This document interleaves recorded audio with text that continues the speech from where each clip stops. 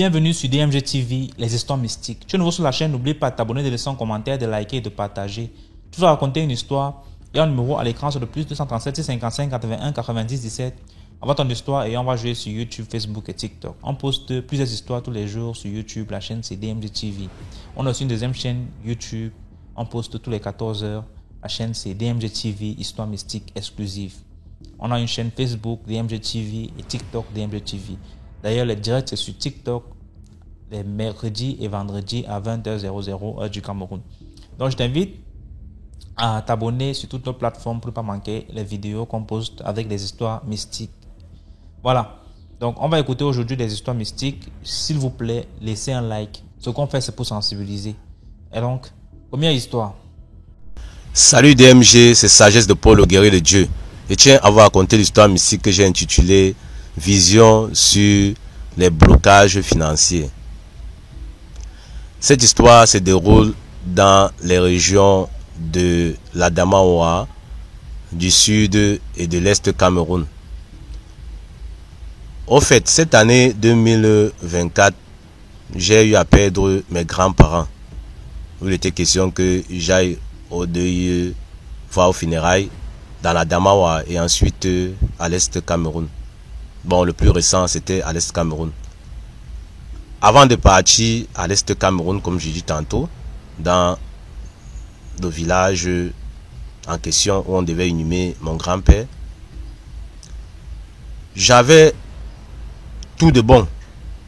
J'avais mes entrées financières, tout allait bien et consorts. J'ai donc pris la route, je suis allé, j'ai fait des obsèques comme prévu, mais je vais dire, l'erreur que j'ai commise, c'est que je ne suis pas resté pour les rites. Vous savez, à l'inhumation, après l'inhumation, par exemple, on inhume nos corps samedi et le dimanche matin très tôt, on a ce qu'on appelle le lavage à la rivière. Dans les rites quoi, il y a des rites qu'on fait pour chasser l'esprit de la personne, surtout quand vous êtes parenté, surtout quand vous avez le même sang avec la personne qui est partie. Voilà donc moi, j'ai privilégié mon travail, j'ai pris la route, je suis revenu sur la ville du sud Cameroun où je vis actuellement, où je suis en service également. Arrivé là, c'était la catastrophe. Tout était bloqué. Bloqué, c'était de partout. Aucune entrée financière. C'était vraiment difficile. Au point où j'étais déjà sur le coup de faire des aérés de loyer. Chose que depuis que je suis dans ce monde de location, je n'arrive pas facilement à ce niveau. Voilà donc je me mets comme d'habitude à prier pour que mon Seigneur, mon Dieu Tout-Puissant me révèle ce qui ne va pas, ce qui n'a pas marché. Mais voilà donc alors, pendant une nuit de sommeil, qui a une vision, que je me retrouve dans une buvette, assis avec un ami d'abord. On est là, on cause, ça bavade, ça cause. Mais je sais pas, peut-être l'ami a cru que j'étais déjà ivre, je sais pas à quoi il a pensé. Subitement, il a envoyé sa main comme pour me soutirer. Et dès que j'ai eu connaissance de ça, il a pris congé. Il a décalé, il est allé plutôt sur une autre table, s'asseoir face à moi. Il causait là-bas avec des gens, filles et hommes. Bon, c'était plus trop mon problème. Moi, j'étais assis là. J'étais en train de contempler je sais pas, il y avait une personne que je contemplais. Et voilà donc un autre monsieur qui vient là. À ma foi, c'était aussi peut-être une connaissance. Ce monsieur s'assoit à côté de moi, toujours là où l'ami s'était levé, pour partir de l'autre côté. Je continue à prendre mon pot. Le monsieur également, il prend son pot. Après là, le monsieur, c'est comme si s'il était possédé. Il met la main dans ma poche directement, comme le président avait fait. Il veut retirer de force mon portefeuille. Il a mis dans sa main sur mon portefeuille également, effectivement. C'est où il dit que tu crois que quoi? Que tu es quelqu'un qu'on ne peut pas voler.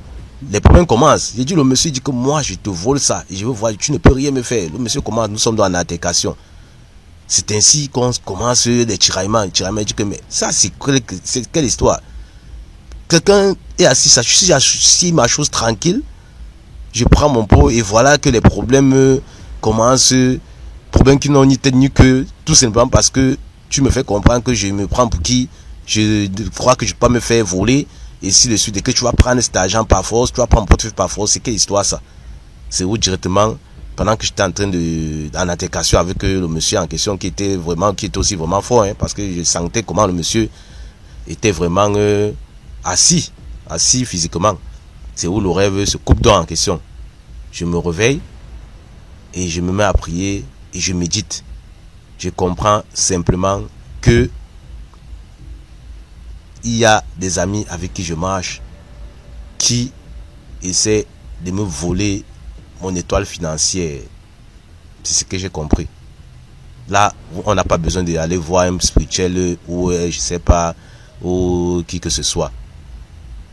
Vous avez ce genre de rêve là, c'est des rêves clairs, c'est des visions. À la limite, ce ne sont même pas des rêves, ce sont des visions.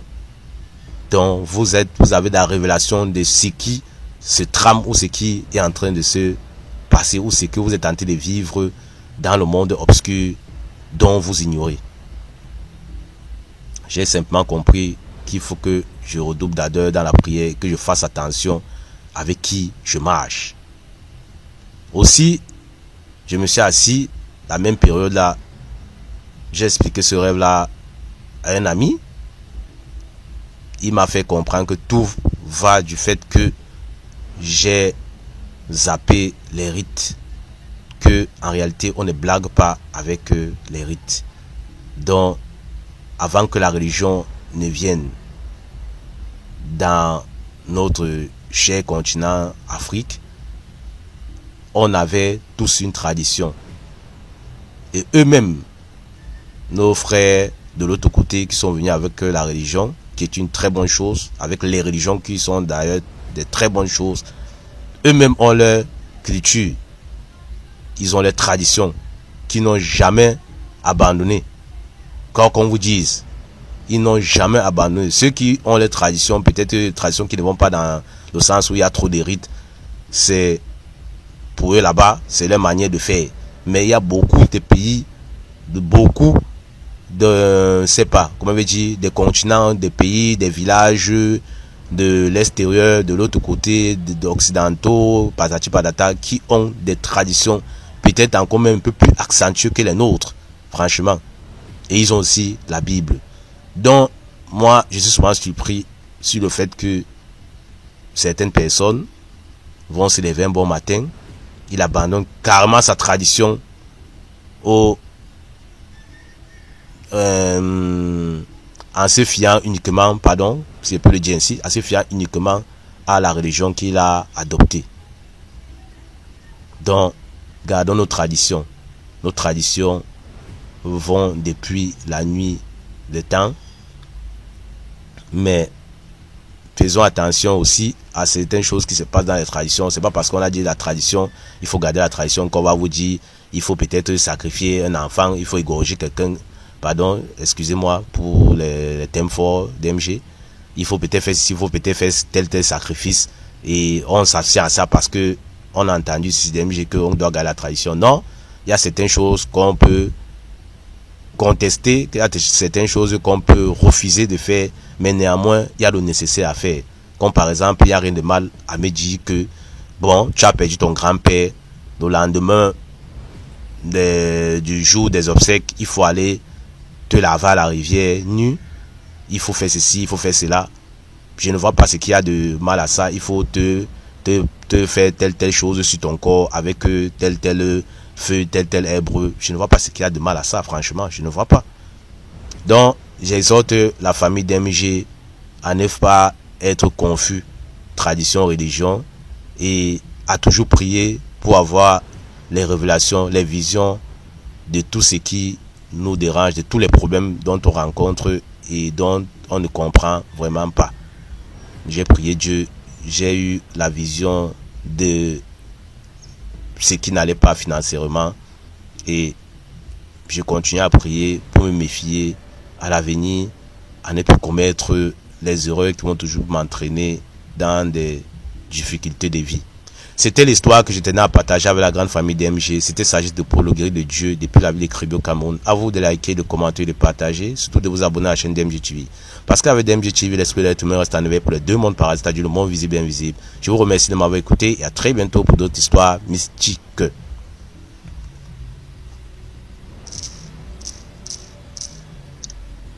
Merci beaucoup pour l'histoire. Maintenant, on passe à la deuxième histoire. Bonjour DMG, bonjour la famille DMG. Une fois de plus encore, je nous encourage à liker, commenter et partager, car ce sont vos commentaires qui m'ont encore motivé à raconter ma seconde histoire. Et voilà, je tiens à préciser que je suis au Gabon et mon histoire s'est déroulée dans le Gouin maritime, pour ceux qui connaissent, à Port-Gentil. Voilà, comme ça là, c'était dans un village, dans le département des Timboué. Pour ceux qui sont à Port-Gentil connaissent. C'était dans un village très éloigné de la ville. C'était une vieille vivait là-bas. Nous, on était petits, on appelait toujours maman jumeau. Donc, genre, chez elle, sa maison est seule, quoi. Sa maison est seule, éloignée des autres maisons. Donc, c'est d'abord chez nous, après c'est chez une autre famille, et après c'est chez elle.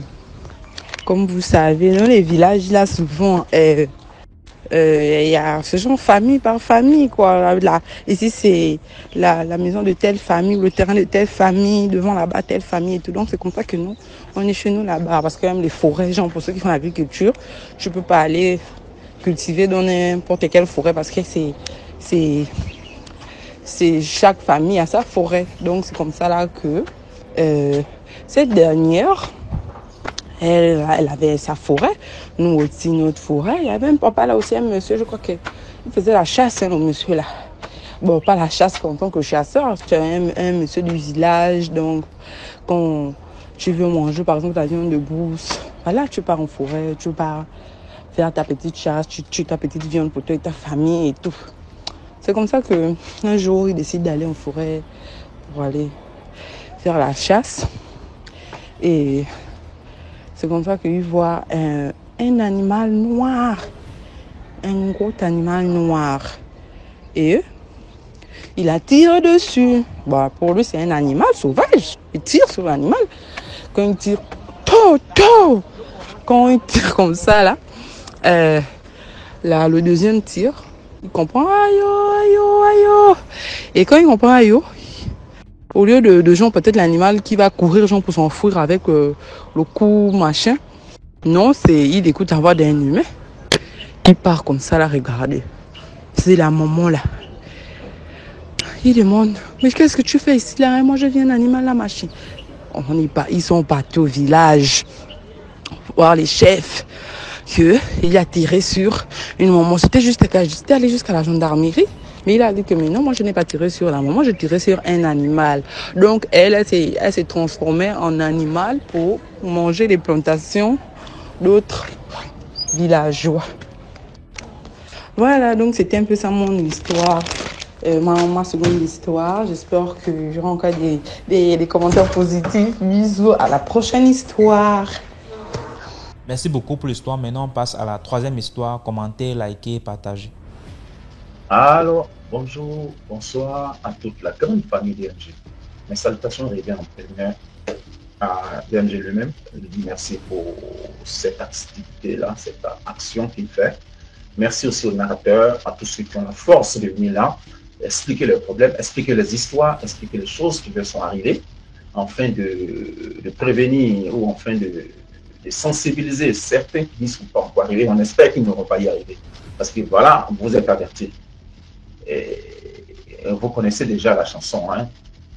Likez, et partagez et surtout écoutons très bien.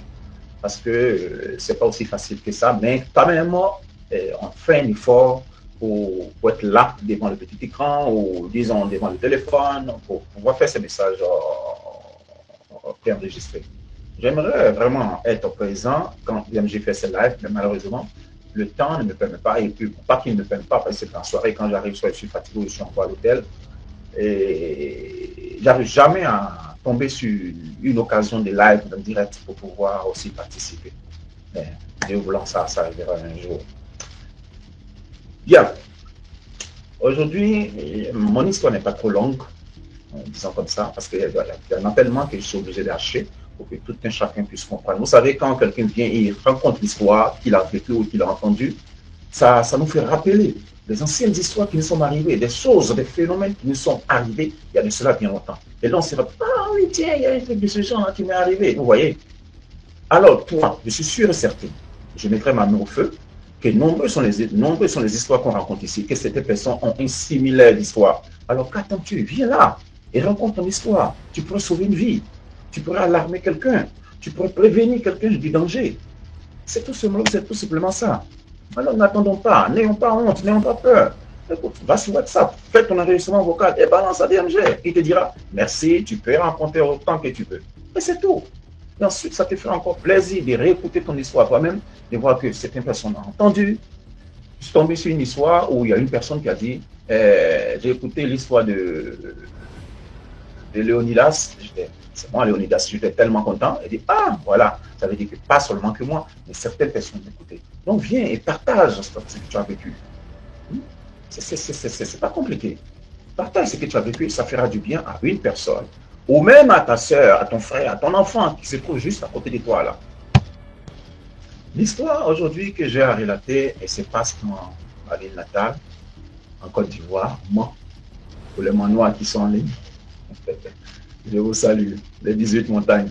Bon bref, vous saviez quand on était petit, bon, chacun était encore dans la fleur de l'âge, donc il était un peu turbulent, on faisait un peu de petites gaffes, on se promenait avec des amis. Et nous, on avait quelques petits vices. Bon, je ne peux pas appeler ça des vices, mais c'était notre petite passion. Il y avait la pêche. Bon, à part les armes à saut qu'on faisait après, mais j'avais la pêche. Et en plus de cela, on allait nager. Je dis bien nager. C'est-à-dire qu'on n'allait pas à la piscine comme les enfants du bourgeois ou bon, disons ceux qui avaient un peu d'argent. Ben, dans le temps, aller à la piscine, mon cher, ton père ou ta famille faisait partie de la haute classe, disons. Nous, on se débrouillait dans les petits étangs ou les marigots qui s'étendent un peu plus large. Et généralement, nous, disons comme ça, notre envie se portait sur un marigot. C'était un marigot, oui. Parce qu'il y a un coin où les femmes partaient prendre de l'eau. C'était loin de la maison là où on vivait. C'était vraiment très loin de chez nous. Il y avait un quartier qu'on appelait Djoula Bougou, c'est-à-dire le quartier de Djoula. Et pendant que nous, on habitait au Kansea, qui est très loin, vous comprenez? Et on devait se déplacer, former un jeune petit groupe de 3 ou 4 personnes. Non, 4 jeunes 3 ou 4 personnes. Et ensuite, on tapait ces kilomètres-là juste pour aller se divertir en argent. Pendant qu'on ne savait même pas nager. Chance pour nous, ce temps-là n'était pas aussi grand que ça. C'est un truc de... Comment je peux dire ça? On va dire 20 mètres sur 20, hein, ça faisait un genre de cercle au fait. Un genre de cercle au bord duquel il y avait des arbustes et puis une petite partie qui servait un peu un peu comme à la plage, là, mais seulement que les bordures étaient faits d'argile. Parce que l'eau, puisque les gens ils partaient pour pouvoir prendre de l'eau, il y avait un autre point qui était reculé, qui était comme un marigot. C'est-à-dire que les dames du quartier, celles qui habitaient dans le quartier là, elles allaient là pour prendre de l'eau.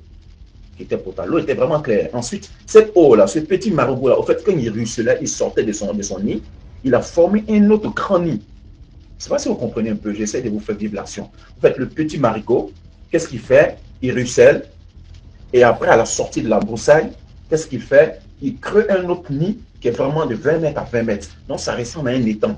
Mais c'était carrément un cercle. Et ensuite, il y a des petites ramifications. Bon, je ne sais pas si les ramifications allaient ou elles rentraient parce que je ne me souviens plus trop bien. Mais il y a des petites ramifications qui partaient. Mais l'eau ne tarissait jamais. Même en saison sèche, il y avait toujours de l'eau.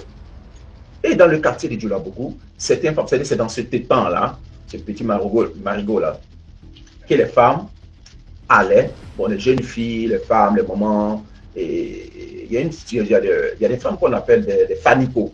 En Djoula, disons dans le patois de cette région-là, de Djoula Bougou, c'est-à-dire que les femmes qui lavent les vêtements. Les Ivoiriens sont là, je pense que vous les connaissez. À Abidjan, certains se déplacent pour aller au banco, pour laver les habits là-bas. Ils passent, ils recueillent. Et c'est pas comme dans le temps maintenant où on a les machines à laver, on a le pressing, même avant il y avait le pressing, mais c'était vraiment très rare. Donc, ces femmes-là, qu'est-ce qu'elles font? Elles se promènent, Fanico, et bon, tu discutes le prix avec elles. Bon, écoute, j'ai mon pantalon, j'ai mon jean, bon, voilà. Et, généralement, c'était des personnes, il y avait plein qui étaient étrangers, mais qui faisaient ce boulot-là. Donc, ils recueillent tous ces vêtements et ils se dirigent vers le banco pour aller laver à la main. Ensuite, la chose bizarre, c'est qu'ils arrivaient à se rappeler. Ouais, ils arrivaient à se rappeler chaque coup et à qui appartenait ce vêtement, ce pantalon, cette chemise, sans se tromper. Ah ouais, ça, ils avaient la mémoire. Je ne sais pas comment ils s'arrangeaient, ou ils avaient les secrets à eux, mais ils y arrivaient. Arrivé un moment, d'autres disaient que non, il y a des génies qui viennent prendre les habits des personnes pour aller laver. Après, tu as tous les problèmes. Bon, bref, ça a commencé un peu à aller en déclin, cette histoire, avec la technologie qui est arrivée. Mais dans le temps, nous, on parle du temps. Dans le temps, nous, on aimait bien ça. Comme je le disais, on avait soit la pêche, soit les arts martiaux, ou la nage. Comme les parents n'avaient pas assez de moyens, déjà même pour aller à l'hôtel Cascade, là où il y avait la piscine, bon, franchement, pas la moyen, nous, on se débrouillait dans ce petit temps pour aller carrément à l'hôtel Cascade ou à la cascade naturelle de la ville des Monts. Pour les manoirs, ils seront. Après, bon, quand on a commencé à grandir, parce que c'était vraiment loin, on ne connaissait pas, quand on a commencé à grandir, ben, on a commencé à se diriger vers là-bas. On s'est tapé des kilomètres pour y arriver.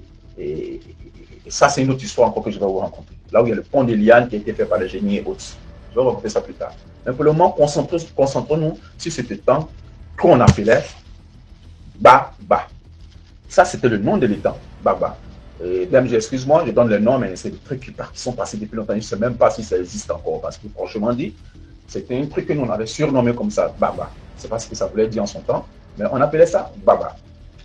Et comme les parents, ils n'aimaient pas qu'on aille à la nage, parce qu'un jour, il s'est trouvé qu'il y a un de nos gars qui a vendu la mèche. Donc, ce qui fait que les parents, franchement, quand ils attendent que tu vas à la nage, parce que généralement, les enfants mouraient beaucoup dans de l'eau.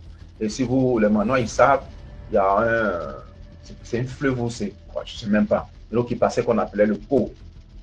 Donc, généralement, nous, on partait pêcher à l'embouchure du Caux.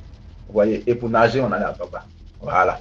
Personne n'osait se jeter dans le Caux pour nager, parce que le Caux, il entraînait beaucoup d'enfants. Même ceux qui habitaient à côté, franchement, chaque année au moins, tu vas entendre qu'il y a un élève qui est tombé, parce que certains passaient par là pour aller à l'école.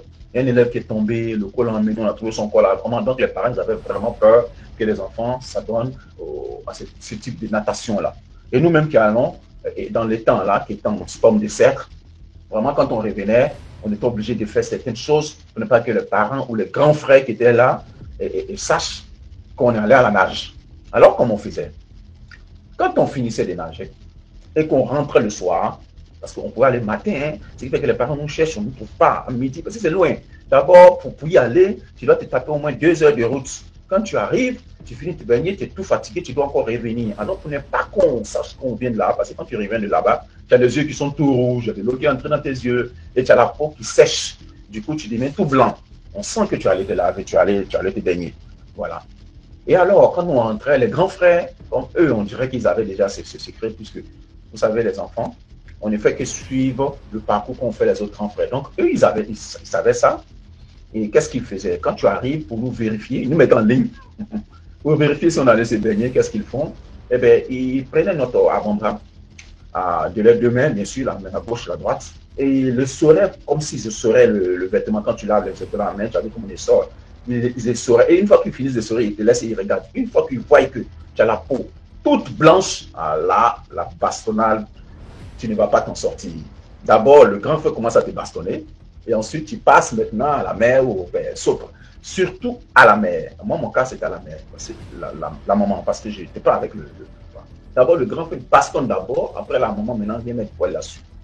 Donc, pour éviter qu'on nous démaxe avec ce truc qu'il faisait, soit il te vérifiait les yeux, ou il te vérifiait par la peau.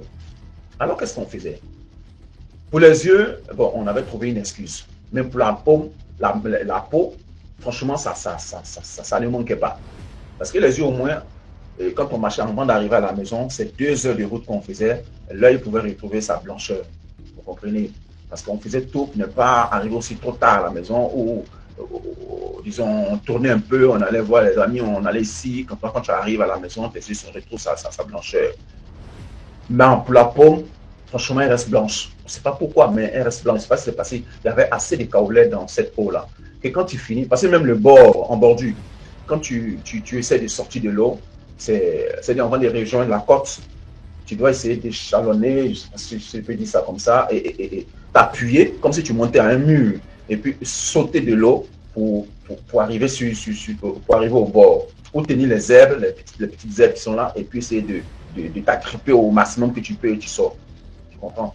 Donc, on s'est arrangé après à essayer de créer une sorte d'escalier, mais c'était pas trop escalier, c'était tellement du kaolin que tu pouvais même glisser pour y tomber. Voilà. Donc, quand on se mettait là au soleil pour prendre un peu de bain, parce qu'on faisait un peu comme les blancs là, vous voyez, non? On avait notre petite plage là, seulement que c'était pas du sable, mais c'était de l'argile en fait. Du kaolin, c'est de l'argile, voilà. C'était de l'argile. Donc, on se mettait là sur l'argile tout blanc, et c'est cet argile là qui restait sur nous après avec la couleur de l'eau. Alors, comment on faisait, je reviens? C'était juste pour vous expliquer. Où est-ce que venait cette blancheur-là? Bon, cette blancheur exceptionnelle. Donc, qu'est-ce qu'on faisait? Avant de retourner à la maison, une fois qu'on a fini de se baigner, on passait un peu on longeait les petits chemins de champs, on trouvait des palmiers, les palmiers avec les graines là. On les prenait, on cassait les graines, on retirait la graine, le noyau à l'intérieur, on mâchait. Une fois que tu le mâches, tu sais que lui, il produit de l'huile à l'intérieur. Donc, une fois qu'on mâche, on crachait dans la main, un peu dégueulasse, on crachait dans la main et ensuite on utilisait cela comme une pommade. Alors on soigne tout du corps et c'était de l'huile au fait. Et c'est ce qui nous protégeait. Comme les grands frères, ils n'allaient pas regarder les pieds, ils regardaient que l'avant-bras, le poignet et autres. Donc on mettait plus l'huile au poignet, comme ça. Et avec ça, on arrivait à berner, en tout cas toute la grande famille. Bon, on est allé plusieurs fois.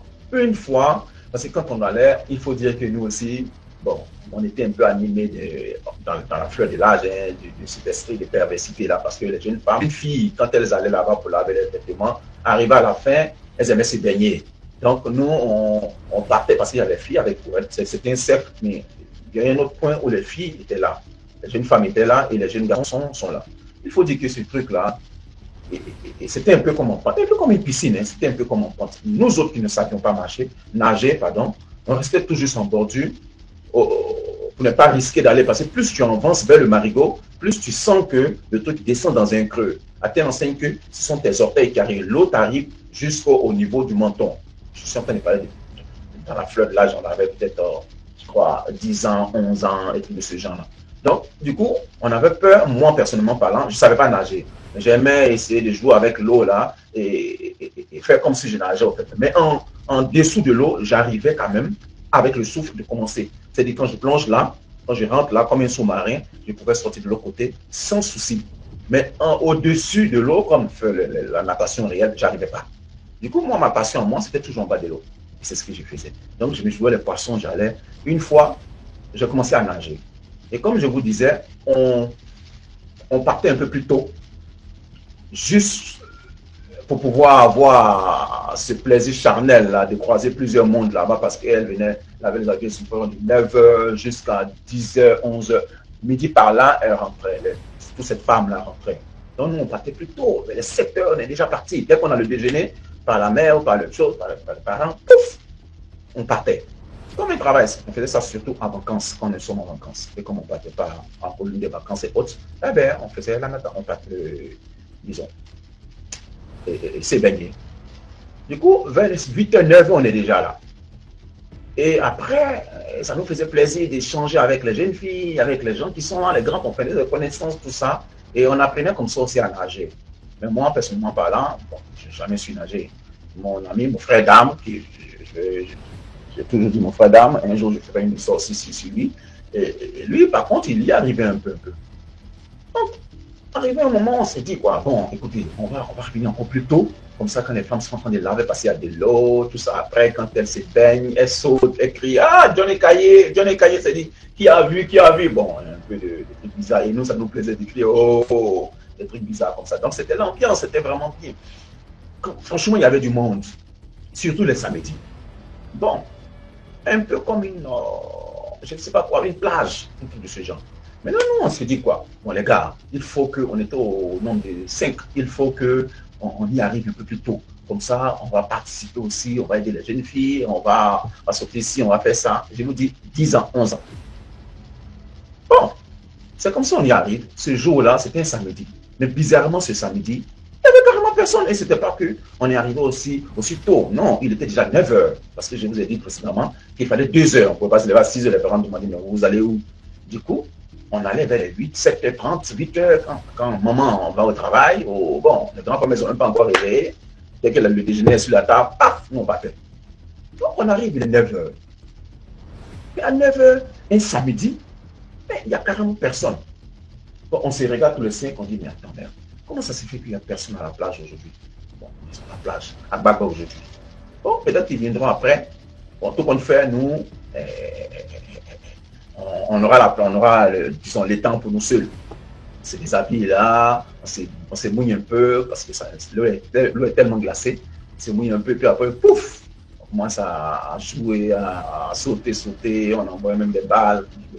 Mais non, moi, je me suis dit, bon, écoutez, il faut que j'apprenne à nager là. Donc, je nage, je commence à aller, comme je vous disais précédemment, je n'arrive pas à nager au-dessus. Mais en dessous, franchement, je ne touche pas le sol, mais je ne suis pas aussi carrément, en fait, on ne me voit pas, mais ici en dessous.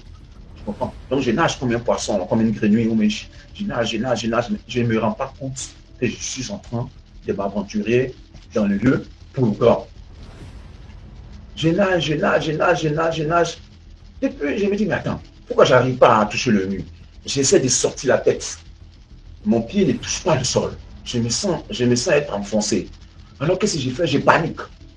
Après, j'ai fait tout mon effort pour retrouver la forme. J'essaie de nager encore. Je commence à toucher l'orteil.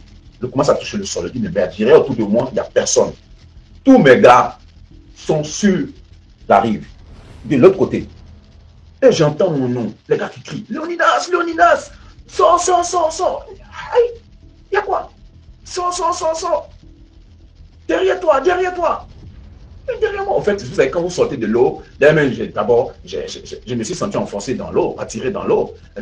Je bouillais pour pouvoir me mettre en position. Donc, comme je vous disais, je suis allé du côté des grands. Donc, j'avais l'orteil qui touchait. Donc, j'essayais de jouer le ballon de ping-pong en vent de l'eau. Je prenais un peu d'appui, je remontais. Donc, en faisant ça, j'essayais d'avancer un peu vers le rivage pour pouvoir trouver la terre un peu ferme, quoi, à mon niveau. Et j'entends ces frères d'âme en train de m'appeler. Sors, derrière toi, sors. Et derrière moi, jusqu'à je saute. J'arrive maintenant à la position exacte, là où il y a tout le plat du pied qui touche le sol. Et l'eau m'arrive au cou. Je me retourne. Je regarde derrière moi. Je vois une tête. Je ne vois pas le reste du corps. Hein. Je vois une tête. Et ce n'est pas qu'elle est trop loin de moi. Parce qu'en temps normal, là où moi je me suis arrêté, pour ma taille, si c'est une grande personne, elle sortirait un peu plus. Voilà. Donc, je me retourne, je vois une tête de personne. Bon, c'est une femme. C'est un homme. Je ne sais pas. Au préalable, si vous vous souvenez très bien, je vous avais dit qu'on était quasi seuls. À ma grande surprise, il y a une personne qui se trouve derrière moi. Elle avait, puisque comme commençait à faire un peu, le soleil a commencé à frapper, elle avait le visage, ou il avait le visage qui brillait. Vous avez l'impression, vous connaissez les sardines? Les sardines, quand on va pêcher, il y a des poissons sardines qui brillent à la lueur du soleil. Quand le soleil frappe, ils ont la peau qui brille, là, qui scintille. Voilà. Pareil, il y a la peau du visage qui scintille. Et la personne me sourit. Bordel! Le seul sourire m'a doté d'une chair d'épaule. Dans l'eau, j'ai une chair d'épaule. Maintenant, comment je me suis arrangé pour sortir de là, je n'ai pas compris. Au moins, je me suis rendu compte que j'étais à la rive. Et mes gars qui étaient en train de me papoter pour me réveiller. J'ai fait comment pour arriver là, jusqu'à là, pour une interrogation. Qui est-ce qui était dans l'eau? C'était un esprit? C'était une sirène? Bon, qu'est-ce qu'une sirène viendrait faire un marigot? Ce n'est pas la mer, c'est que je sache. Mais je ne sais même pas comment je me suis arrangé pour sortir. Dans l'eau, c'est quasiment impossible de courir. Donc, je me suis retrouvé au bord. Comment est-ce que j'ai fait? Franchement, je ne sais pas. Donc, c'était pour vous dire que souvent, quand les parents essaient de nous interdire d'aller vers certaines choses, c'est seulement pour notre bien. Parce que peut-être, avec tout ce qui arrive, donc s'il y a des enfants qui écoutent, écoutez les parents. Peut-être en Afrique, que maintenant, ça n'existe plus. Mais dans le temps, je suis sûr certain qu'il y a certains qui sont encore au bled, qui vont dans les marigots pour se laver. Si vous n'êtes pas des initiés, ou vous n'êtes pas autochtone de la chose, évitez. Parce qu'on ne sait jamais sur quoi on peut tomber. Merci. Merci beaucoup pour l'histoire. Maintenant, on passe à la 4e histoire. Salut DMG, salut à toute la famille DMG, salut à toute la communauté, j'espère que vous allez bien. Tout le monde va bien, moi je vais bien, grâce à Dieu. Et je viens ici vous raconter une histoire qui s'est déroulée au Cameroun, dans une petite ville du Cameroun. Donc il s'agit d'un groupe d'enfants qui rentrait des classes, des petits enfants de 5 peut-être à 10 ans maximum. Dans une petite bande de peut-être de 6-7 enfants comme ça. Ils rentraient des classes, ils passaient dans une rue. La rue était déserte, il n'y avait pas de gens, il y avait juste les petits enfants là comme ça qui marchaient dans la rue. Ils étaient sur la route de chez eux. Vous savez, à l'école primaire, les enfants qui habitent le même quartier là, parfois ils rentrent en groupe. C'était donc ça. Ils rentraient donc en groupe. Et il y avait dans cette rue là, il y a les maisons de deux côtés de la rue comme ça. Certaines maisons ont les petits commerces là, vous voyez les petites boutiques là où on vend les petites choses, les pains, tout ça. Les boîtes de conserve, et d'autres qui ont peut-être les ventes emportées, une vente emportée de boissons alcoolisées, sucreries, tout ça. Et d'autres femmes qui mettent souvent les petites étagères devant la maison pour vendre les fruits ou bien les trucs comme les tomates, les condiments, tout ça. Donc, ces petits commerçants-là étaient dans leur maison. Vous voyez, le bas est dans la maison, non? Donc, la personne est avec une porte comme ça. Une chambre ou bien une pièce qui donne dans la rue. Donc quand on ouvre la porte, quelque part tu es dans la rue. Donc ces gens-là étaient dans leur boutique, dans leur commerce, d'autres étaient dans la maison. Ils regardent. Ce sont eux qui regardent la rue parce qu'ils suivaient aussi leurs marchandises au cas où un client vient et tout. Donc les enfants marchent. La rue même est déserte, il n'y a pas les passants, il n'y a pas de voitures. Sur les rues des petites villes, là, il n'y a même pas souvent trop la circulation. Mais comme les voitures, les motos, il n'y avait pas beaucoup. C'était juste les enfants. Et puis, il n'y avait personne.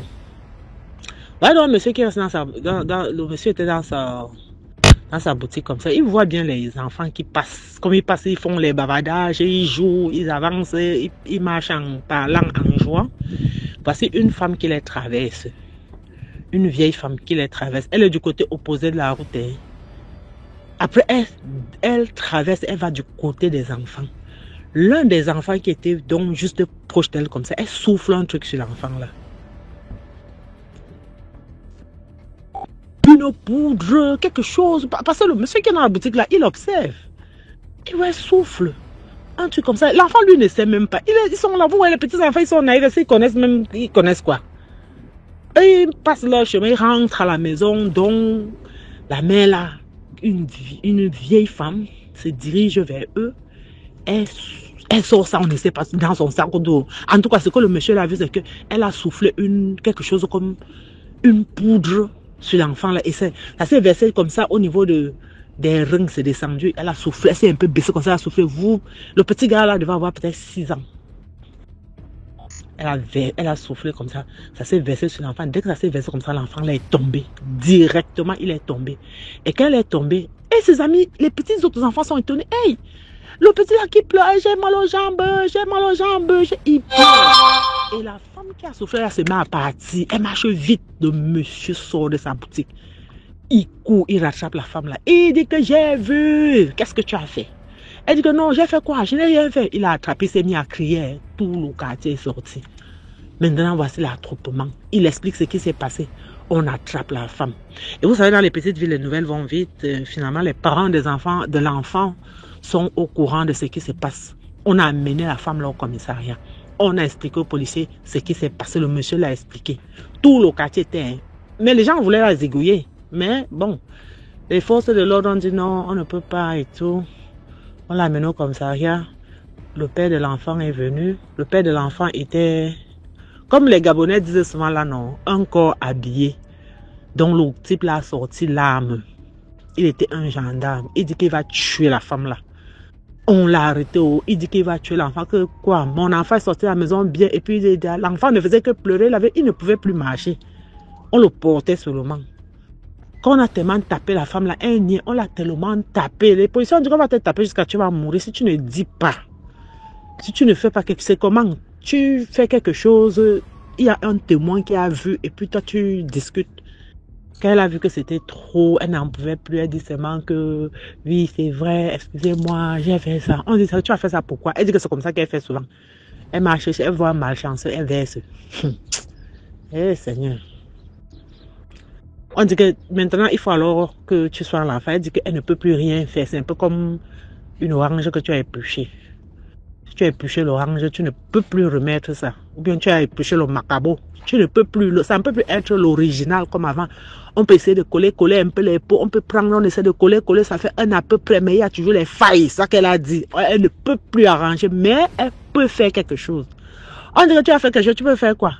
Comme elle a senti la mort, parce que le gars était décidé que ici, le père de l'enfant a dit que lui veut tuer, lui il attendait. On dit que nous-mêmes ici, si on te laisse même, tu sors même, le type là va te finir ici. Donc, elle dit qu'elle va seulement, quand on apporte de l'eau, elle lave l'enfant des reins là comme ça, jusqu'au pied, elle lave. Après, l'eau là, elle boit ça. Elle dit que c'est seulement comme ça que l'enfant là va quand même... Mais il faut beaucoup qu'on le soigne. Comme ça, il va marcher. Si on le soigne beaucoup, il va marcher. Voilà comme ça qu'elle a dit. On a fait n'importe comment. Elle dit que c'est tout. Ce que je peux faire, je ne peux plus rien et tout. Et puis les gens ont conseillé le père de l'enfant que ouais, papa, tu vas porter ta malchance sur une femme comme ça. Tu vas devenir meurtrier. Pourquoi il faut la laisser? Laisse-la. C'est comme ça que les gens ont tellement parlé au papa du petit là. Que vraiment il faut essayer aussi de faire comme elle a dit. Ils ont ramené l'enfant à la maison. Donc quand elle avait bu l'eau là comme ça, les douleurs sont finies. Mais l'enfant là ne pouvait pas marcher. Les douleurs se sont arrêtées instantanément comme ça. C'est arrêté. Maintenant alors, les parents ont amené l'enfant à la maison. L'enfant ne marche plus. L'école de l'enfant s'est arrêtée aussi comme ça. L'enfant là ne partait plus à l'école, maintenant c'était les soins. Ils ont maintenant cherché, on leur a indiqué une clinique dans une grande ville. Ils sont allés dans la grande ville. Donc ils faisaient les allers-retours. Ils partaient sur le médecin là, traite 3 mois, ils reviennent. 2 mois, ils reviennent. Ils ont traité l'enfant là à l'indigène, à l'hôpital, jusqu'à le petit gars là finalement commencé à se mettre debout. Ils faisaient les séances de rééducation. Les parents ont tellement dépensé sur l'enfant là. Mais l'enfant a fini par marcher. Aujourd'hui, il marche. En fait, ils ont soigné l'enfant peut-être même 3 ans. Hein. Les soins intensifs. Oh, les parents étaient déjà ruinés. Tout leur argent, ça partait seulement sur l'enfant. Parce qu'il faut quitter la petite ville pour aller dans la grande ville. Rester même peut-être 2 mois, 3 mois. Après revenir. L'enfant ne partait même plus à l'école. La mère lui faisait seulement école à la maison. Donc, l'enfant là, après, s'est mis d'abord, il a commencé à faire quelques pas par lui-même. Il tenait les tables, les chaises, il marche comme le bébé, progressivement comme ça. Après, il a commencé à marcher, mais maintenant, il marche, du moins, ça fait longtemps, hein. Après, il a commencé à marcher normalement. En fait, pas normalement, quoi. Donc, quand il marche, non, il est handicapé. Quand il marche, tu sens que les jambes, là, ça ne va pas. Excusez-moi, hein, c'est pas mon donc il lance les jambes comme ça quand il marche. Vous voyez, il lance les jambes. Et ses jambes sont minces. Donc les jambes n'ont plus repris la forme que ça va avancer. Donc les jambes ne sont plus normales. Quand vous regardez, même s'il met pas une culotte, vous voyez, les jambes sont plus minces. Mais les orteils sont un peu déformés. Mais il marche. Il marche. Voilà. Et la marche, ce n'est pas le genre de marche qui peut faire les longues distances. Il ne peut pas courir. Il fait seulement les distances, peut-être pas très longues, les 1 km, pas trop les longues marches qu'il faut aller loin comme ça, il ne peut pas. Mais au moins il marche. Vous voyez, l'histoire-ci. L'enfant va faire quoi? Il n'a rien fait. Est-ce que les parents étaient négligents? Si l'école est peut-être à 1 km de la maison, mais l'enfant peut partir et revenir. Hein? Et bon, les enfants rentrent en groupe dans les provinces. Bref, chacun va tirer sa leçon ici. Voilà. C'est ce que je voulais partager avec vous aujourd'hui. Que vraiment, il y a les choses qui arrivent, parfois on ne comprend pas. On ne sait pas qu'est-ce qui a fait la faute, qu'est-ce qui n'a pas marché. Donc, sur ce, portez-vous bien et au revoir. À bientôt. Bye. Merci beaucoup pour l'histoire. Maintenant, on passe à la 5e histoire. Likez, s'il vous plaît. Bonjour DMG, bonjour la famille DMG. Likez, commentez, partagez. Mon histoire est... Faites attention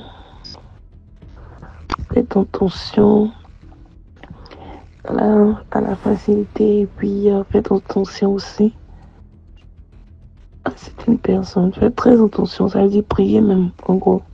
Je fais la rencontre d'un monsieur. Et puis, on m'a fait ensemble, un peu. Il était vraiment gentil, comme toutes les femmes aiment, par exemple. Donc, il était gentil, tout et tout. Donc, j'avais mon activité qui était vraiment brillante avant de croiser ce monsieur.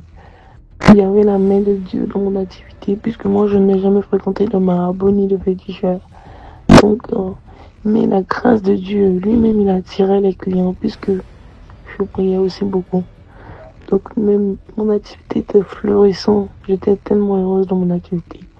Mais par contre, j'étais un peu seule, puisque j'étais dans j'ai fait une rupture. Donc, j'avais besoin de peu de m'épanouir, mais sans attendre quelqu'un. Mais c'était venu à moi. On marchait un peu ensemble, un peu. Je vois que bon, j'ai trouvé le monsieur bien, on marchait, tout. Mais à un moment donné, j'ai commencé à avoir des choses louches. C'est-à-dire, je voyais des canaris, des choses. Mais la seule chose qui m'intriguait, c'est que dès que je suis arrivée dans la maison, le monsieur a acheté 2 pigeons, une mâle et une femelle. Et puis, il a acheté ces trucs, ces feuilles, je ne sais pas qu'est-ce que c'était. Avec du sel, aussi j'aime, qui donnait aux pigeons. C'était une maison à l'immeuble. Mais quand même, il emmenait le pigeon dans une cage. On peut dire dans un carton bien couvert avec du scotch. C'était scotché. Donc, il nourrissait le mâle et la femelle. Maintenant, un jour, il descend, vu que j'ai fait au moins 2 mois de relation. Bon, on a fait 6 mois, mais on a vécu 2 mois ensemble. Donc, je descends, et lui descend, et puis il m'appelle au téléphone, il me dit, ramène-moi le carton. Mais quand j'ai vu la première fois le carton en fait 2 jours dans la maison, je lui ai demandé, mais c'est pourquoi? Et puis non, je retourne avec ça quelque part. Donc, il est en bas, il m'appelle, on descend avec le carton, moi sans aucune idée. Et puis, tellement qu'on voit l'argent, on voit une personne qui nous traite un peu comme on pense que c'est bien. On veut facilement rester là, sans oublier même de prier, de demander à Dieu si c'est bon ou pas. Donc, je ramène le carton en bas. Je lui ramène le carton, il met dans le truc, il ferme. Oui, il part. Mais, une autre fois, quand il est venu, je lui ai dit, mais Coco, j'ai essayé de parler de toi à ma mère. Elle aimerait bien te voir, que je lui ai dit que tu es plus gentil avec mon truc. Il me dit non, oui. Non. Les histoires de relations où on parle de parents, là, lui n'est pas dedans, oui. Lui, il veut pas de relations où on parle de mère, que maman, que moi je suis bête, que seulement je continue à entretenir ma mère, je ne vais pas être bien. Que pourquoi nos parents ne sont pas riches. Et puis lui, eux, ils veulent que nous, on a qu'à les donner des choses. Tu vois, alors que moi, de nature, moi j'aime ma maman. Parce qu'elle s'est sacrifiée pour moi. Donc moi, j'ai tellement vu ça. Même quand je mange, je pense à elle. Et je veux jamais qu'elle soit à la queue de n'importe qui. Donc, je m'arrangeais à toujours offrir des choses à maman. Mais depuis que je l'ai croisé, il a carrément levé ça dans mon esprit. Il a utilisé des phrases. Non, les parents, ils veulent là, c'est pour profiter de toi. C'est qu'eux les arrangent, ce qu'ils font. Ce qui t'arrange, c'est pas ce qu'ils font. Ils veulent seulement avoir de l'argent. Pourquoi eux-mêmes ne sont pas devenus riches? Pourquoi eux-mêmes n'ont pas les moyens? Et puis c'est sur les enfants qui veulent profiter. Moi j'ai nourri la chose puisque c'était pas simple. Donc souvent je priais, et puis un jour il m'a croisé en train de prier. Il m'a dit non, tu n'as même pas besoin de prier comme ça. Tu n'as pas besoin de prier comme ça pour avoir ce que tu veux. Si tu veux, moi je vais te faire laver. Envoyer chez une dame. La dame va te laver. Une dame céleste. Et puis moi je lui ai dit, moi ce genre de choses, moi je suis pas dedans. Il m'a dit, tu connais pas où? Je connais pas. Bon, on a tapé l'histoire, puisque j'ai très peur de ce genre de choses. J'ai très peur. Très peur. Même si tu me donnes une potion africaine, même pour soigner le mot des têtes, je vais prier 2 ans dessus, mais je vais jamais utiliser quand même, je vais pas prendre. Donc, comme ça que on était ensemble. Donc, il me disait ce genre de choses. J'ai commencé à découvrir, mais en fait, j'avais commencé à tomber amoureux de lui. Donc, j'étais là. Et un jour comme ça, vu que mon activité donnait, Et j'ai fait plus d'1 mois sans vendre. Et je vous précise qu'on a fait notre rencontre en décembre.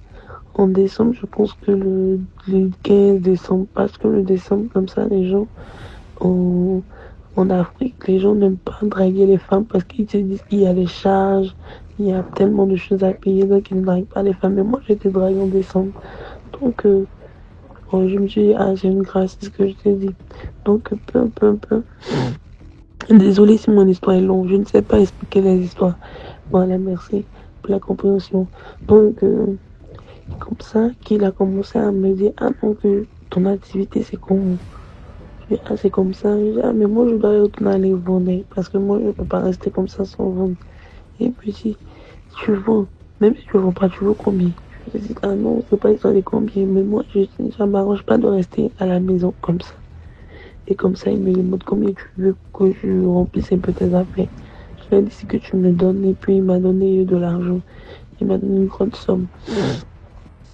Et quand il m'a donné la grosse somme, directement, je suis rentrée au marché, au grand marché, là où je fais les achats pour revendre. Je suis allée acheter en gros.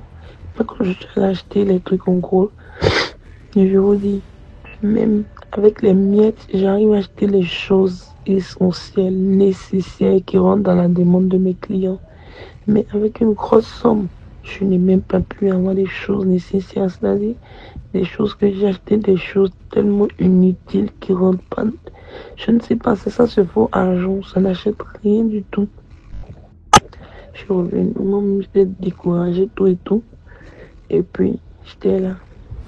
Et comme ça, je vois que le gars a changé, il est bizarre. Il est bizarre.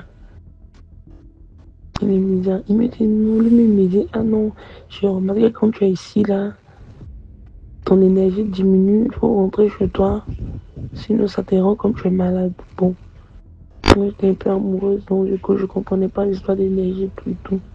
C'est avec DMG TV que j'ai compris qu'on parle d'énergie et tout et tout. Donc je suis rentrée chez moi. Et le gars m'avait donné plus de... Quand je rentrais, il m'a donné plus de 350 000 en monnaie. En monnaie. Il m'a demandé à ce que je puisse partager cet argent-là à ceux qui veulent la monnaie. À ceux qui veulent la monnaie.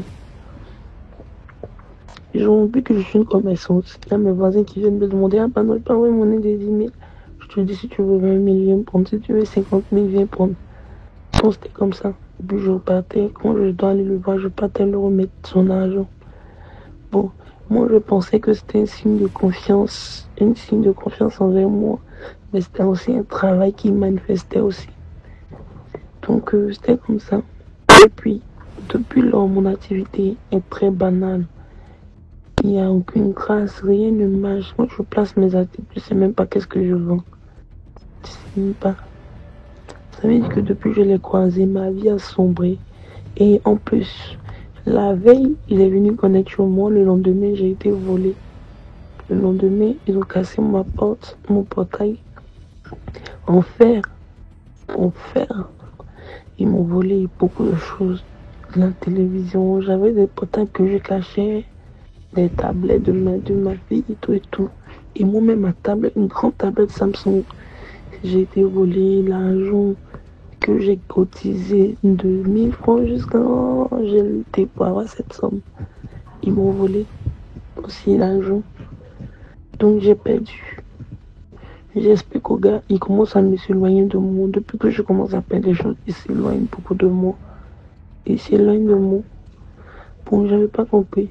Après plusieurs temps, comme je l'ai ignoré, lui-même, il vient, il m'apporte un téléphone. À minuit, il m'apporte un téléphone, un iPhone, je pense un iPhone 11. Et puis, ça ne vient pas dans un carton. J'ai pas vu le carton. Il m'emmène le téléphone. Il avait mis une puce dedans. Il a enlevé la puce et il a pris ma puce. Il a mis dans le téléphone. J'étais tellement contente. Il est venu avec un boubou noir. Très noir même. J'étais tellement content. Je me disais, il y a la considération qui est dit. Je prends le téléphone. Et depuis lors, quand j'ai le téléphone, j'ai tous les problèmes. Je me bagarre ici. Les histoires ici, les histoires là. Je ne comprends pas. parce que je n'avais fait d'histoire avec personne. Je n'avais fait d'histoire avec personne. Mais je me faisais, d'autres viennent me greffer. Tu as dit ça, tu as fait ça. J'ai commencé à pleurer. Donc j'ai eu le téléphone un samedi. Et le téléphone a disparu dans ma main le samedi, pardon. Le téléphone a disparu dans ma main le mardi. Ça veut dire que le téléphone a fait plus de 3 jours avec moi. Le téléphone a disparu. Et depuis que le téléphone a disparu, j'ai retrouvé un peu la force, des armes, une force. Mais ça me faisait mal de perdre le téléphone. Donc j'ai appelé le gars. J'ai perdu mon téléphone, tout. Mais j'avais une perruque chez lui. Et c'était lui qui avait acheté la perruque pour moi. C'est moi qui m'avais remis l'argent, j'ai acheté la perruque. Mais quand je voulais lui appeler, pardon. Je voulais prendre la perruque, j'ai jeté la perruque dans la poubelle. J'ai dit, tu as jeté la perruque. Normalement, c'est à moi, tu es censé me donner. Il me dit qu'il a jeté dans la poubelle. Je dis, ok, pas de problème. Donc, quand je viens, il m'appelle. Et puis d'abord, il m'a dit, je ne viens jamais chez moi sans que tu m'appelles. Bon, je dis, bref, pas de problème. Hein. Pas de problème. Donc, un jour comme ça, dans les trucs, il me dit que... Je lui ai dit, ah non, mais c'est pas parce que tu as de l'argent que tu vas te foutre de moi. Je m'offre un truc et puis je me jette dans la poubelle. Il me sort comme ça que... Il fallait prendre un gars qui n'a rien, tu allais rester avec lui. Voilà. Je dis, mais c'est quoi enfin? Moi, je n'ai pas dragué, c'est toi qui m'as dragué. Je ne t'ai pas demandé d'être riche avant d'être avec toi. Donc, moi, je sais pas pourquoi. Mais en gros, pour dire que de la sortie de la relation, j'ai retourné 7 fois en arrière. C'est la prière et la main de Dieu, la compassion de Dieu qui m'a fait relever la tête jusqu'à aujourd'hui. Faites très attention. Merci DMG. Merci beaucoup pour l'histoire. Maintenant, on passe à la 6e histoire. Salut DMG, c'est Sagesse de Paul, le guerrier de Dieu. Je tiens à vous raconter l'histoire mystique que j'ai intitulée Le serpent de la cupidité. Cette histoire se déroule au Cameroun, dans une ville de la région de la Damawa. C'est l'histoire de 2 femmes qui aimaient le dehors, voire qui étaient à la limite des belles de nuit. Ces femmes avaient pour option la paix de luxe. C'est donc ainsi que un jour, elles vont donc en boîte de nuit. Assises là, parce qu'elles ont un système qu'elles vont en boîte de nuit, elles achètent un pot et posent devant elles. Et puis le plus offrant qui viendra, patati patata, la suite des grandes personnes en savent. Voilà donc un blanc entre en boîte de nuit et ce blanc là avait un guide.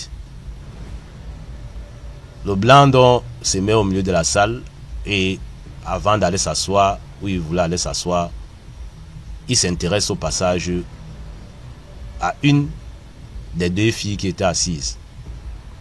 Il va d'abord là où il part, ensuite il envoie son guide, son interprète, d'aller dire aux filles de les rejoindre sur les tables. Les filles néanmoins ont dit que non, ce n'est pas galant, c'est plutôt à vous. Dites-lui que c'est plutôt lui qui doit venir nous rejoindre sur notre table. C'est où le guide et interprète va donc vers l'homme de couleur et lui rapporte ce qui a été dit par les 2 femmes.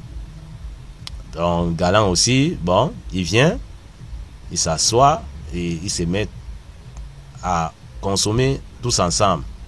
Il règle les factures et il se met donc à faire la cour à une des 2 filles. Curieusement, celle à qui il faisait la cour, je ne sais pas si elle a eu une présence d'esprit de ne pas aller avec le blanc en question. Voilà que le blanc parle, il fait son patati patata, son blablabla. Après, il prend la carte de visite, il dépose. Il fait comprendre à la fille que lui, il est en tête de l'hôtel. Si elle est intéressée, qu'elle le retrouve tout à l'heure. Il s'avance à l'hôtel. Parce que vraiment, la fille l'intéresse, la fille le plaît. La fille a dit ok, elle verra ça tout à l'heure, mais elle s'amuse d'abord et elle verra si elle le rejoint à l'hôtel dont il a indiqué en question. Le monsieur, l'homme de couleur, voit le blanc, prend congé des deux filles. Il rentre donc dans son hôtel, la soirée se poursuit. C'est où la camarade demande que tu vas faire comment? Tu vas le rejoindre tel que prévu? Elle dit non, elle n'est pas intéressée. Elle ne sent pas cet homme de couleur là. Bon, la camarade est restée tranquille. Or, son silence et sa tranquillité cachaient un mystère. Elle était intéressée par le blanc. Elle ne voulait pas aussi finir la soirée sans dame, comme on dit. Il fallait qu'elle sauve son honneur, mais elle avait franchement de l'attirance pour les blancs, en général. Voilà donc quand sa copine s'élève pour aller uriner, en laissant la carte de visite sur la table, elle profite, elle soutient la carte de visite. Elle prend directement congé de sa copine, puisqu'elle savait l'hôtel où le blanc était logé. Elle appelle donc le numéro, elle fait comprendre au blanc qu'elle est en route, elle est en train de venir. Or, ce n'est pas la personne avec qui le blanc s'attendait à passer la soirée. Mais comme ils étaient en boîte de nuit, il y avait le bruit, donc il était un peu confus. Voilà donc la femme qui arrive à l'hôtel en question. Elle toque, le monsieur ouvre la porte, mais à sa grande surprise, il voit que c'est plutôt la camarade dont il n'était pas intéressé. Néanmoins, il ouvre la porte, il demande à entrer. Peut-être se dire que peut-être sa copine va venir, ou bien peut-être ils vont faire peut-être une causerie ou des épreuves physiques à 3, pour ne pas dire peut-être une partie de paix. Voilà donc que le monsieur, étonnamment, demande à la femme, à la jeune femme, ce qu'il en était. Où est sa camarade? Je dis non, celle-là dit que je viens, machin truc, que je viens, et puis même, est-ce qu'elle n'a pas quoi que moi j'ai? Madame Montessandu, c'est elle qui a proféré que je vienne, machin truc, moi je suis intéressé, si elle n'est pas intéressée, moi je suis intéressé, patati patata, blablabla. Il dit que, est-ce que tu peux assumer mes fantasmes, est-ce que tu peux assumer tout ce que... Elle dit, qu'il y a quoi de là, moi vous me plaisez franchement, c'est même pas seulement pour le coup d'un soir, mais si on peut même accentuer la relation, on va là où on peut aller, même si on arrive au mariage, où est le problème? Moi vous me plaisez franchement. Donc c'est même maintenant qui commence à draguer le blanc. Blanc dit ok, sans problème, moi je voulais simplement passer du bon temps avec elle. Bon, comme tu es venu et que tu me rassures que tu peux assumer, voilà donc, faisons donc ce qu'on a fait. Voilà donc, ils entrent donc dans ce que vous connaissez, bon, câlin, par-ci, patati, patata, ça se fait. Ils finissent de faire ce qu'ils ont à faire. Il enlève 300 000 francs. Il donne à la fille. Il demande à la fille de partir parce que lui, il veut un peu être seul. Il veut être dans ses documents, dans sa machine. Et quand il travaille, il ne veut pas trop être dérangé. La fille a dit, ok, bon, on se voit, oui, on se voit, tu as ma carte de visite, on se voit. C'est donc ainsi que la fille rentre à la maison. Elle arrive à la maison, elle a le jackpot, elle a plein d'argent dans la poche. Elle fait ce qu'elle a fait, petit déjeuner, elle donne l'argent de la ration, c'est monté suspendu, la journée commence bien, tout va bien néanmoins. Voilà donc, un moment, elle ressent l'envie d'uriner. Quand elle va aux toilettes, elle pousse les urines ne sortent pas, ça bloque. Elle dit, c'était une fausse alerte. Elle revient vers ses miens, elle continue à causer, à faire ce qu'elle a fait à la maison. Une fois de plus, l'envie d'uriner arrive. Elle va, elle pousse. Elle ne comprend pas. Elle dit, mais j'ai envie d'uriner, mais pourquoi quand je pousse, je sens comme c'est bloqué déjà au niveau de la sortie même. Elle s'élève, néanmoins, elle va vers ces gens. Elle revient encore avec l'envie d'uriner. Cette fois-ci, elle pousse, elle sent que les urines sont à bout, les urines sont bloquées dans sa vessie, mais ça ne veut pas sortir. Qu'est-ce qui ne va pas? Elle pousse, mais quand elle prend le temps d'envoyer les yeux à l'endroit où les urines doivent sortir, elle voit plutôt la tête d'un serpent qui est en train de faire le jeu des langues. Mon Dieu. Les cris de ça, elle a commencé à crier. Elle a tiré dans l'attention de la maison. C'est où sa maman, ses parents, tout le monde qui était à la maison viennent vers elle. Qu'est-ce qui ne va pas? Elle dit qu'elle a un serpent dans la partie intime. Effectivement, on en voit les yeux, on voit la tête du serpent en question. Qu'est-ce qu'il faut faire? Il faut appeler un spirituel. Qu'est-ce qui s'est passé? La fille commence à relater l'histoire. Et au même moment, voilà sa camarade qui cogne la porte, qui vient. Je dis que, mais qu'est-ce que tu es venu dans l'intention de la blâmer, bien sûr. Qu'est-ce que tu m'as fait comme ça hier, patati patata, c'est monté, c'est descendu. Tu es parti sans me dire pendant que moi je peux ruiner. Qu'est-ce qui s'est passé? C'est où elle explique que elle demande des excuses à sa camarade. Et effectivement, elle a pris la carte de visite, elle allait voir le blanc. Et maintenant, voilà ce qui s'est passé avec le blanc. Que là, maintenant, elle est couchée comme ça, là, elle souffre là, parce que elle a passé du bon vent avec le blanc. Passé du bon temps, quoi. Sa camarade lui a dit, moi, je t'avais bien dit que ce blanc-là, je ne le sentais pas. Maintenant, voilà ce qu'il t'a fait. Le serpent est là, quelques minutes après, quand la fille a fini de raconter, incapable d'uriner, elle s'est étouffée dans ses urines et elle s'en est allée. J'exhorte donc la famille DMG à prier pour nos soeurs qui aiment le dehors, voire pour nos frères, parce que le monde s'est devenu bizarre, que même les hommes aussi sont entrés dans ce genre de système-là. Donc prions franchement pour nos parents, amis et connaissances qui aiment le dehors et qui sont des noctambules. C'était l'histoire que je tenais à partager avec la grande famille DMG. C'était Sagesse de Paul Guéry de Dieu.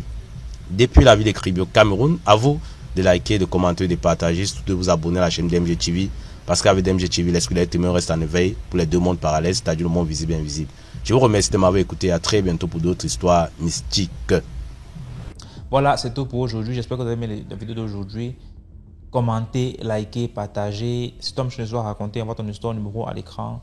On se prend demain pour une autre vidéo. Ciao.